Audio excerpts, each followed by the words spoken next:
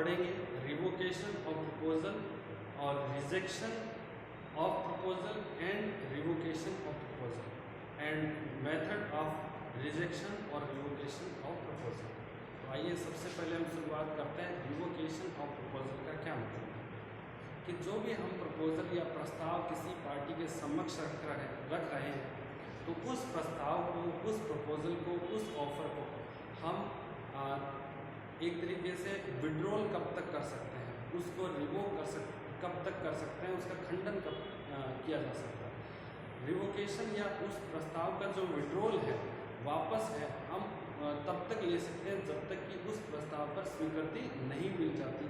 जब स्वीकृति मिल जाती है तब हम उस प्रस्ताव को, उस प्रपोजल को वापस नहीं ले सकते। एग्जाम्पल के तौर पर मैंने आपके सामने आपको एक लेटर लिखा अपनी गाड़ी 5 लाख रुपए में बेचने के लिए, और उस लेटर पर आप अभी खरीदने के बारे में, एक्सेप्टेंस देने के बारे में विचार कर रहे हैं, ठीक है ना।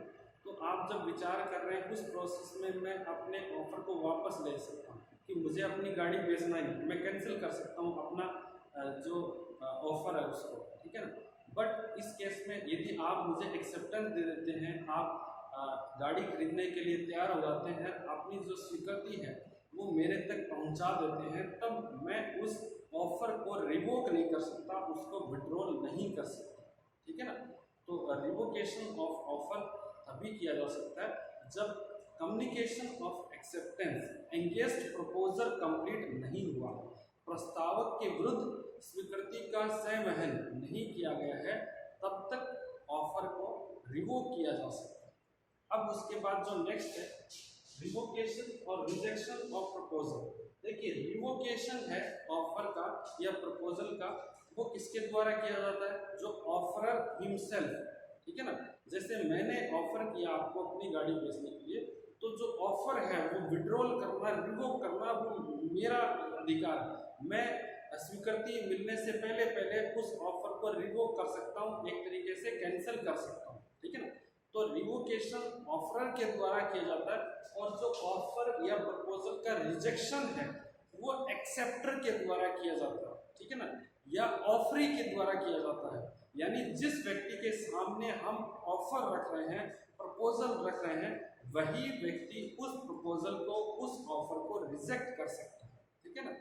तो रिवोकेशन ऑफरर के द्वारा किया जाता है और रिजेक्शन ऑफरी के द्वारा किया जा सकता है। इसके अलावा हम इसको और तरीके से कह सकते हैं कि जो रिवोकेशन है वो प्रपोजल के द्वारा किया जाता है, और रिजेक्शन है वो जो एक्सेप्टर है उसके द्वारा किया जाता है। अब देखिए जो नेक्स्ट है methods of revocation and rejection. जो प्रपोजल है उसको हम किस प्रकार से रिवोक कर सकते हैं या रिजेक्ट कर सकते हैं, ठीक है ना। तो सबसे पहले बाय नोटिस, हम यदि हमने किसी भी व्यक्ति को कोई फ़ोन पर ऑफ़र किया है कि जैसे मैंने आपके सामने ऑफ़र रखा कि आप मुझे 5 दिन में सोच विचार करके बता दीजिए कि मैं अपना गाड़ी बेचना चाहता हूँ, क्या आप उसको खरीदने के लिए तैयार हैं, ये मैंने ऑफ़र रखा। तो आपने अभी तक स्वीकृति नहीं दी, तो मैं क्या फ़ोन करके कह सकता हूँ कि मेरा बेचने का जो इरादा है वो कैंसिल कर दिया है, ठीक है ना, मैंने अपने ऑफ़र को वापस ले लिया, ठीक है ना। तो नोटिस लेके मैं ऐसा कर सकता हूँ। नेक्स्ट क्या है बाय लैप्स ऑफ टाइम। मैंने आपको 5 दिन का टाइम दिया था कि 5 दिन में आप बताइए कि आप गाड़ी को खरीदना चाहते हैं, नहीं चाहते हैं, जो भी है। आपने 5 दिन तक कोई जवाब नहीं दी, अब उसके बाद ऑटोमेटिकली है वो ऑफर है वो लैप्स हो जाएगा, समाप्त हो जाएगा, ठीक है ना, बाय लैप्स ऑफ टाइम, ठीक। अच्छा नेक्स्ट है by failure to fulfil conditions. मैंने आपके सामने एक प्रस्ताव रखा कि मैं अपना जो घर है वो 10 लाख में आपको बेचना चाहता हूँ, यदि आप खरीदने के इच्छुक हैं तो 5 दिन के भीतर उसके लिए 1 लाख रुपए एडवांस जो जमा करवाइए। तो यदि आप 5 दिनों के भीतर 1 लाख रुपए एडवांस जमा नहीं कराते हैं, जो ये कंडीशंस है ऑफर को एक्सेप्ट करने की, तो उस जो है ऑटोमेटिकली जो ऑफर है वो एक तरीके से रिवोक हो जाएगा, कैंसिल हो जाएगा।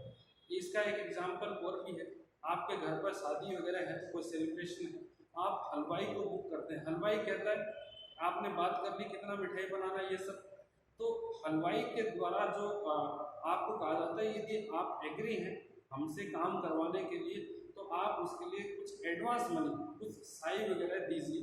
तो यदि आप उसको समय के आधार पर यदि उसको एडवांस दे देते हैं तब आपकी बुकिंग फाइनल मानी जाती है। यदि आप एडवांस में कुछ भी पेमेंट नहीं करते हैं जो उसके लिए इम्पोर्टेंट कंडीशन है, ऑफर के साथ जुड़ी हुई कंडीशन है, यदि आप उसको एडवांस की कंडीशन है उसको पूरा नहीं किया जाता लिमिटेड समय में तो फिर ऑफर है ऑटोमेटिक कैंसिल हो जाता है।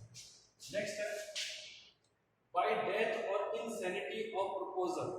जिस व्यक्ति ने आपको प्रस्ताव दिया था, ठीक है ना, फॉर एग्जांपल किसी व्यक्ति ने प्रस्ताव दिया था अपनी गाड़ी बेचने के लिए और उस व्यक्ति की डेथ हो जाती है, मृत्यु हो जाती है, या वो व्यक्ति है वो एक इनसैनिटी पागल हो जाता है, तो उस परिस्थिति में उसके द्वारा दिया गया ऑफर ऑटोमेटिकली कैंसिल हो जाता है। ठीक है। नेक्स्ट है बाय चेंज इन लॉ।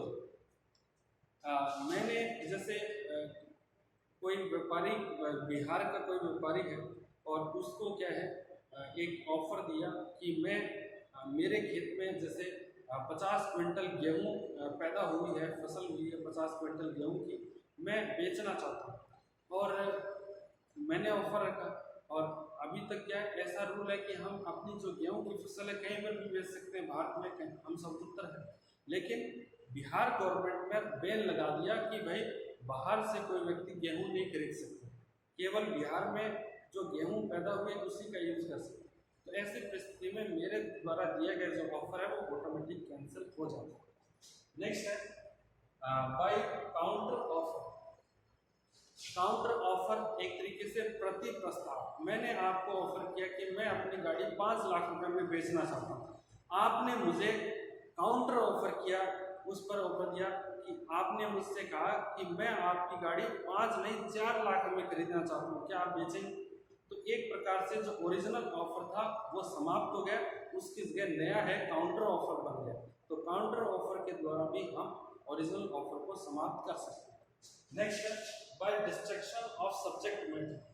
जिस गाड़ी की मैं बात कर रहा हूँ हमेशा बेचने के लिए, जैसे आपके सामने प्रस्ताव रखा कि मैं अपनी गाड़ी 5 लाख रुपए में बेचना चाहता हूँ और ये आप अपनी जो इस ऑफर पर 5 दिन में स्वीकृति दी, यदि 5 दिन से पहले ही वो गाड़ी है कहीं एक्सीडेंट हो जाती है तो उसका गाड़ी समाप्त हो जाती है एक्सीडेंट की वजह से, तो फिर वो ऑफर है वो ऑटोमेटिकली समाप्त हुआ माना जाता है।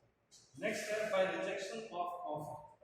जो पार्टी है, जैसे मैंने अपना प्रस्ताव आपके सामने रखा गाड़ी के को सेल करने के लिए, आपको गाड़ी पसंद नहीं है, आपने उसको रिजेक्ट कर दिया, तो ऑफर जो है वो समाप्त हो गया। तो इस प्रकार से ये जो मेथड है पॉपुलर मेथड जिनके माध्यम से हम जो ऑफर है उसको रिवोक कर सकते हैं, उसको हम रिजेक्ट कर सकते हैं।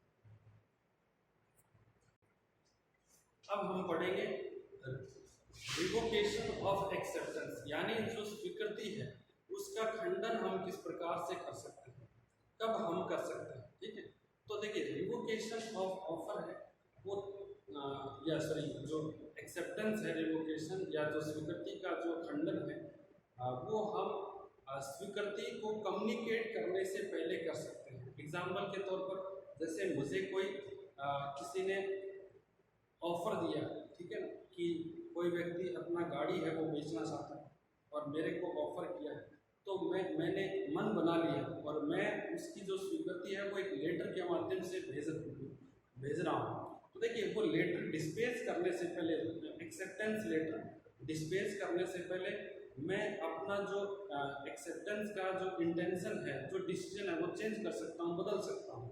लेकिन यदि मैं जो एक्सेप्टेंस लेटर है उसको डाक के द्वारा भेज देता हूँ, पोस्ट के द्वारा उसको स्पीड पोस्ट करवा देता हूँ, तब मैं कभी भी अपनी एक्सेप्टेंस है उसको रिवोक नहीं कर सकता, उसको विड्रॉल नहीं कर सकता। ठीक है ना, तो एक्सेप्टेंस को रिवोक या विड्रॉल तभी किया जा सकता है जब आपने एक्सेप्टेंस है उसको भेजा नहीं है। ठीक है ना, यदि आपकी एक्सेप्टेंस प्रपोजल तक पहुंच जाती है, प्रस्तावक तक पहुंच जाती है, ऑफरर तक पहुंच जाती है, तब फिर आप उस ऑफर जो एक्सेप्टेंस है उसको रिवोक नहीं कर सकते, उसको विड्रॉल नहीं कर सकते, ठीक है ना। जब इसमें आपको ध्यान देने वाली बात है कि यदि आप कई बार होता है कि आपको फिजिकली अपीयर होके एक्सेप्टेंस देना है, ठीक है ना। आप जैसे कोई दिल्ली का व्यापारी है, उसकी तरफ से प्रस्ताव मिला है और आप उस प्रस्ताव की स्वीकृति केवल दिल्ली में जाके उस व्यापारी के सामने फिजिकल अपीयरेंस के द्वारा ही दे सकते हैं। तो ऐसी परिस्थिति में क्या है कि आप जब तक वहां पर जाके दिल्ली में जाकर उसकी एक्सेप्टेंस नहीं देते तब तक आप उसको रिवोक कर सकते हैं, ठीक है ना।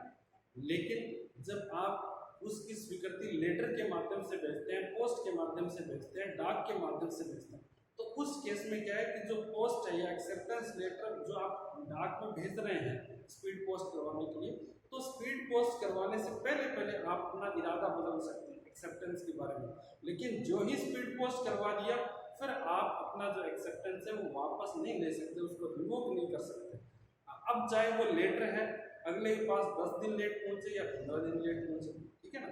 तो कहने का तात्पर्य क्या है कि एक्सेप्टेंस का कम्युनिकेशन कंप्लीट होने से पहले आप अपनी एक्सेप्टेंस उसको रिवोक कर सकते हो, उसको विड्रॉल कर सकते हैं। तो इस क्लास के लिए इतना ही। नेक्स्ट जो चैप्टर के लिए आप हमारे साथ बने रहिए और कोई भी आपकी क्वेरी है तो आप चैट बॉक्स के माध्यम से पूछ सकते हैं।